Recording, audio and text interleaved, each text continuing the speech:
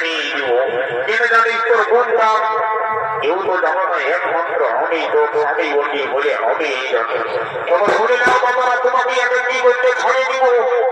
তবে তোমরা একবার শুনে রাখো কারণ পরে তো রোগ দিতে পারবে নয় তাহলে শুনে নাও ভালো করে মন দিয়ে শুনবে কথা আমার কি বলছে